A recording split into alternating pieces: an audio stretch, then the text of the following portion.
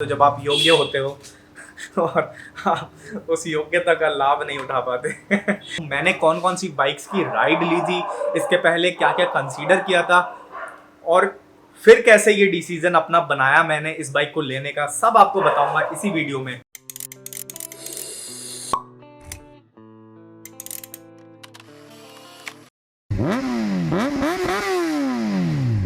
Hello friend, जय जिन्हें नमस्ते, सत श्री अकाल, आदाब। कैसे सबके हाल चाल? तो यार देख रहे हो लॉकडाउन में हाल बुरे हो रखे हैं सबके। ये भी बढ़ गया है, दाढ़ी शेव सब कुछ ठीक है। तो आज कार की बात नहीं कर रहा हूँ आपसे, मैं करने वाला हूँ अपनी नई बाइक के बारे में। टाइटल से तो वैसे आपको पता लग ही गया होगा। तो देखो भाई, बाइक के हाल कैसे हो रखे हैं। नई बाइक लग रही है, वैसे नहीं लग रही होगी क्योंकि हाल ही ऐसे हो रखे हैं और हमने भी कवर ववर कुछ लिया नहीं था इसका, तो क्या ही कर सकते हैं। एक बार स्टार्ट करके देखते हैं अब कि स्टार्ट भी हो रही है कि नहीं हो रही है। भाई हो जाएगी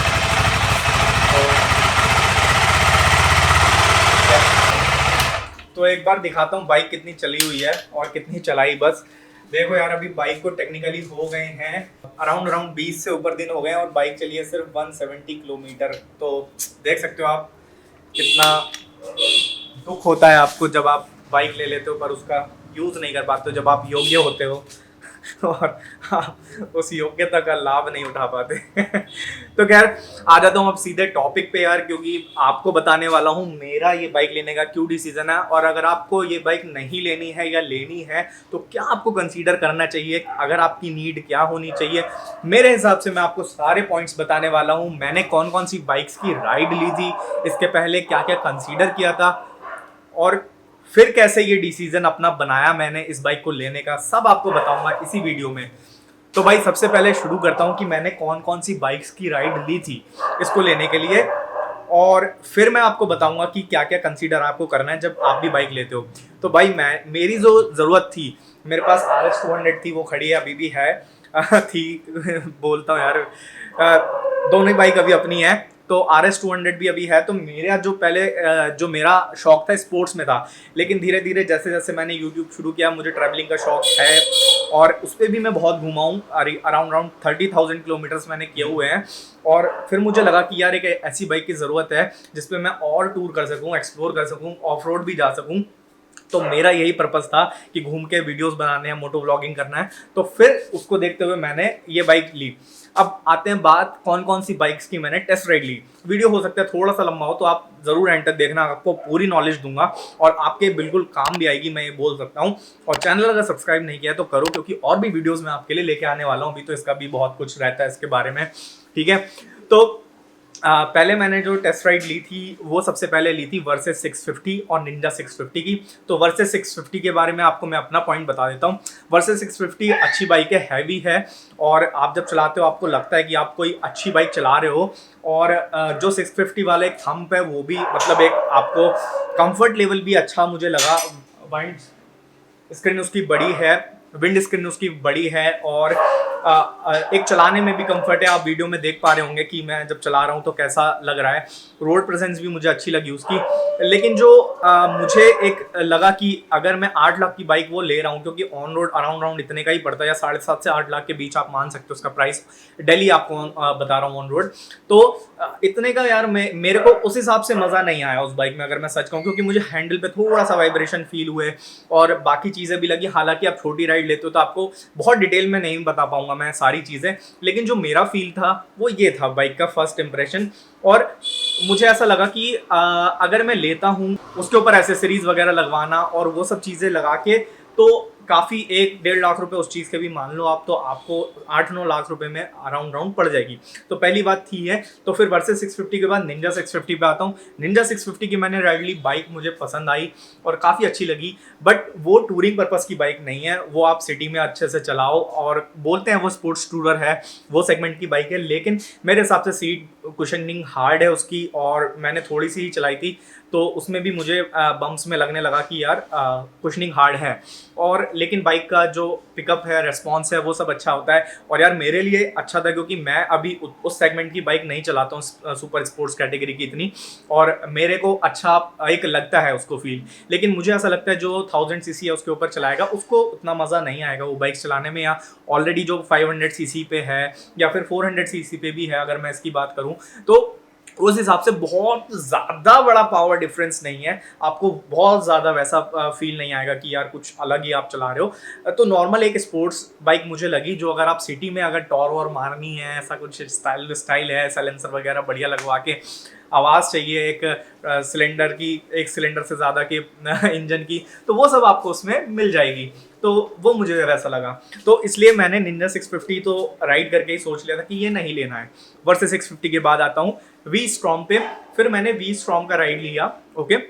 और वी स्ट्रॉम में मुझे जो फील आया वो ये कि बाइक बहुत अच्छी लगी मुझे, नो डाउट, और काफ़ी अच्छी स्मूथ राइडिंग थी, पोस्चर बहुत बढ़िया था चलाने का, बाइक का रिस्पॉन्स बहुत बढ़िया था, और वो भी 650 सेगमेंट की बाइक थी, वर्सेस 650 मैंने चलाई थी, ओके। तो वो भी बहुत अच्छी बाइक मुझे लगी, लेकिन जो मुझे दिक्कत आई उसके प्राइस से यार, क्योंकि वो जो मुझे ऑन रोड दिल्ली में जो पड़ रही थी वो 9.5 लाख रुपए की पड़ रही थी ऑफर लगाने के बाद। तो वो एक प्राइस पॉइंट मेरे लिए बहुत ज़्यादा मैटर करता था, क्योंकि यार मेरा बजट इतना नहीं था, और मैं सच बताऊं अगर बजट एक्सटेंड भी कर रहा हूँ तो यार फिर मैं अपना कुछ जो मेरे ड्रीम बाइक है सुपर स्पोर्ट्स में, मैं उसके लिए जाऊँगा। मैं इसके लिए 10 लाख अगर आज इन्वेस्ट कर देता तो मैं कल को फिर वो चीज़ नहीं ले पाऊंगा इतनी जल्दी, मुझे ऐसा लगता है। बाकी यार वक्त की बात है, देखो यार कुछ नहीं पता हम लोग कब क्या कर लें, तो मैं उसमें भी बिलीव करता हूँ। फिलहाल की जो बात है अभी के लिए, तो मुझे एक अच्छा डिसीजन नहीं लगा कि मैं यार 10 लाख रुपए उस बाइक पे वेस्ट, मतलब वेस्ट क्या बोले, इन्वेस्ट कर दूं, या फिर आपको बोलो खर्च कर दूं, तो मुझे उस हिसाब से नहीं लगा। तो बाकी सब में बेस्ट था, लेकिन मुझे ऐसा नहीं लगा कि मैं उसके लिए यार 10 लाख रुपए इन्वेस्ट या फिर अपना खर्च दूं। तो इसलिए मैंने वी स्ट्रॉम भी यार अभी तो नहीं, मैंने कहा नहीं, फ्यूचर में कभी देखेंगे, अगर अपने को टूरिंग का बहुत ज़रूरत पड़ा तो टाइगर वगैरह से भी कंपेयर करेंगे, क्योंकि अभी मैंने टाइगर नहीं चलाई है, तो मुझे अभी इतना आइडिया भी उन बाइक्स का नहीं है, ठीक है। तो इसलिए मैंने वी स्ट्रॉम सोचा कि अभी कैंसिल करते हैं। फिर मैंने राइड लिया BMW GS 310 का।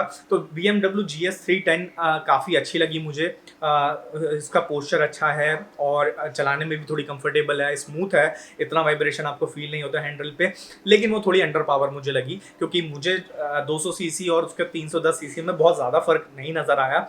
और तो पावर डिलीवरी के मामले में मैं यही बोलूँगा कि मुझे थोड़ा सा उसमें कम लगा पावर।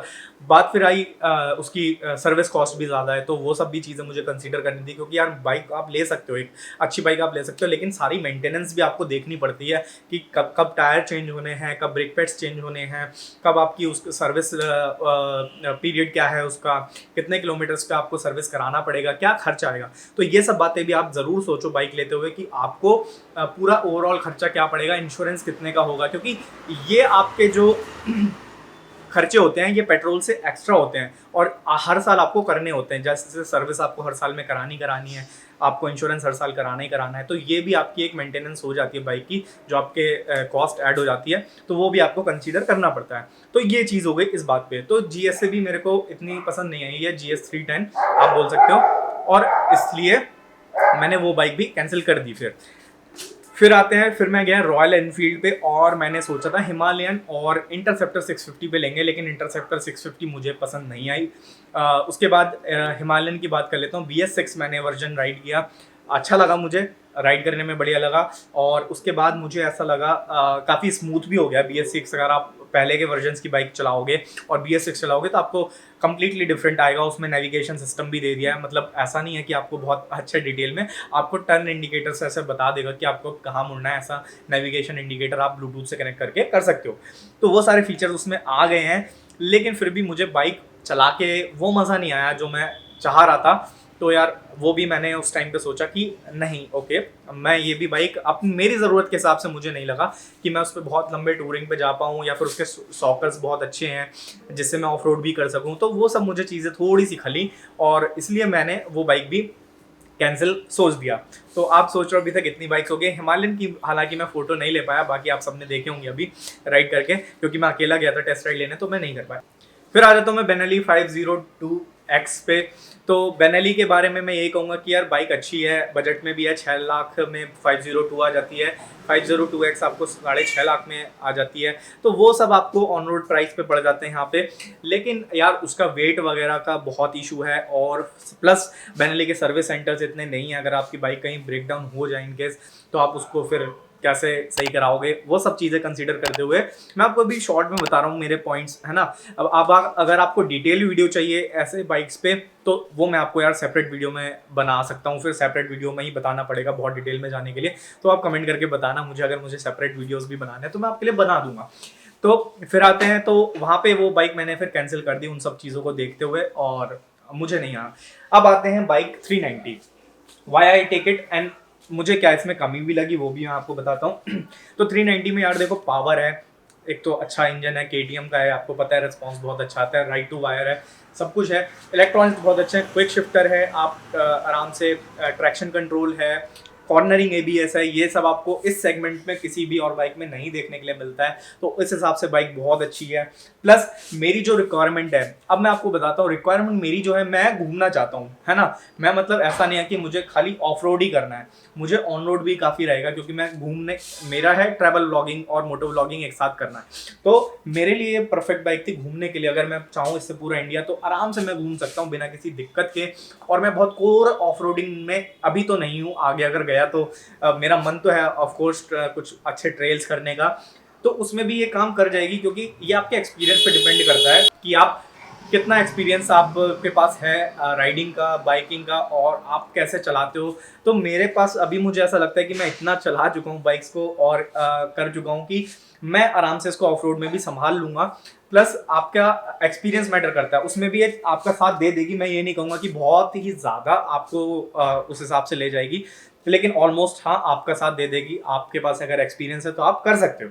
तो मैंने वो सब कंसीडर करते हुए एक प्राइस रेंज में जो इतना पैकेज आपको आ रहा है टेक्नोलॉजी का वो सब का, तो उसको देखते हुए मैंने ये बाइक को लिया। तो क्योंकि सारी चीज़ों में मुझे ये बाइक बेस्ट पैकेज दे रही थी सारी चीज़ों के लिए, तो इसलिए मैंने सोचा कि मैं 390 केटीएम एडवेंचर पे जाऊंगा। और नो डाउट बहुत अच्छी बाइक है, चला के और भी आपको आगे रिव्यूज दूंगा, क्योंकि मैंने पहले भी राइड ले चुका हूँ इसकी, तो इसलिए मुझे ये बाइक पसंद आई। तो मेरा मेन रीज़न यही था कि best money, value for money bike मुझे ये निकल के आ रही थी सारी चीज़ों में। तो इसलिए मेरा ये डिसीजन था कि यार मैं ये बाइक लूंगा और इसके लिए जाऊंगा। अब इसके डिसएडवांटेज की बात करता हूँ। आपको अगर ये बाइक नहीं लेनी है तो क्यों नहीं लेनी है? अगर आपकी हाइट बहुत छोटी है और आपके पास राइडिंग एक्सपीरियंस बहुत ज़्यादा का नहीं है तो आप ये बाइक कंसीडर मत करो फिर, क्योंकि आपको चलाने में दिक्कत होगी। मैं ये बोलूँगा कि अगर आप 5-6 से नीचे हो और आपके पास ज़्यादा एक्सपीरियंस नहीं है बाइक राइडिंग का, तो फिर आप ये बाइक को कंसीडर ना करो, क्योंकि इसकी सीट हाइट बहुत ज़्यादा है, 855 mm की है, तो इसलिए सीट हाइट बहुत ज़्यादा होती है। मेरे खुद पैर इसमें ऐसे आते हैं नीचे, लेकिन मेरे पास राइडिंग एक्सपीरियंस है और मैं काफ़ी चला लेता हूँ, तो I can manage that, because मेरी हाइट भी 5'7" है, तो उस हिसाब से मेरी हाइट सही है। लेकिन अगर आपके पैर ही नहीं आएंगे और आप पैर बिल्कुल ना आए बाइक पे, तो आपके लिए दिक्कत दे सकता है, क्योंकि आप मतलब क्योंकि अगर आप ट्रेल वगैरह में जाओगे तो आपको अगर कंट्रोल करनी होगी और पैर कहीं रखना है तो आप वो नहीं रख पाओगे। एटलीस्ट मैं पैर रख सकता हूँ, तो मैं अपने आप को फिर भी बचा लूंगा इस बाइक पे, और थोड़ा सा राइडिंग एक्सपीरियंस भी काम आता है।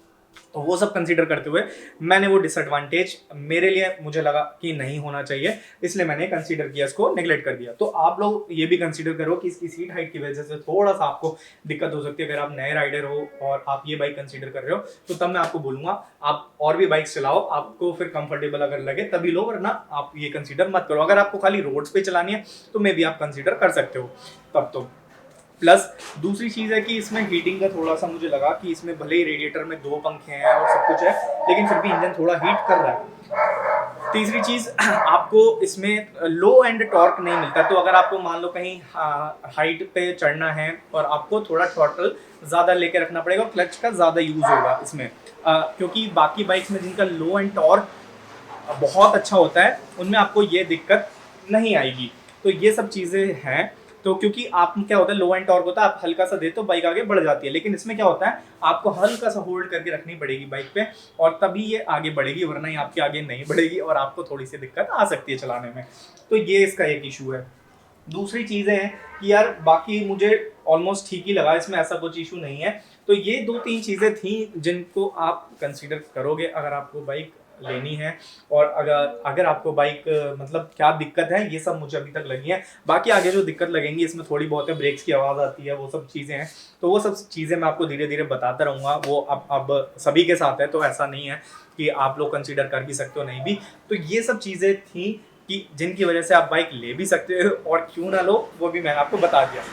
तो आई होप आप इधर उधर वीडियोस अभी सर्च करने से अच्छा ये वीडियोस अगर देखोगे तो आपको पता लग जाएगा कि आपको क्या चाहिए, आपकी नीड के हिसाब से ये रिक्वायरमेंट ठीक है कि नहीं है और आपका ये रिक्वायरमेंट पूरी कर देगी कि नहीं। तो यार अभी तो बाइक थोड़ी बहुत मैं साफ करूंगा और फिर आपसे मिलता हूँ नेक्स्ट वीडियो में।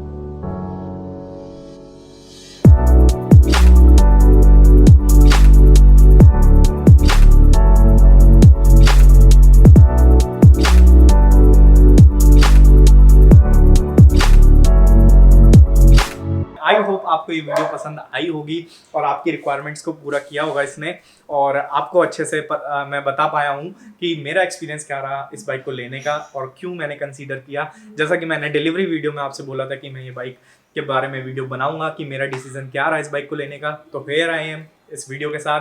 तो आपके लिए ऐसी वीडियोस लेके आता रहूंगा। चैनल सब्सक्राइब यार अभी तो बनता है, अगर आप यहाँ तक हो तो प्लीज़ करके जाना और शेयर करना है अपने दोस्तों के साथ। कमेंट करो अपनी चीज़ें, क्वेरीज जो भी हैं, मैं सबका आंसर ज़रूर करता हूँ। तो तब तक के लिए मैं चलता हूँ, मिलता हूँ आपसे नेक्स्ट वीडियो में। जय हिंद, नमस्ते, सत श्री अकाल, आदाब।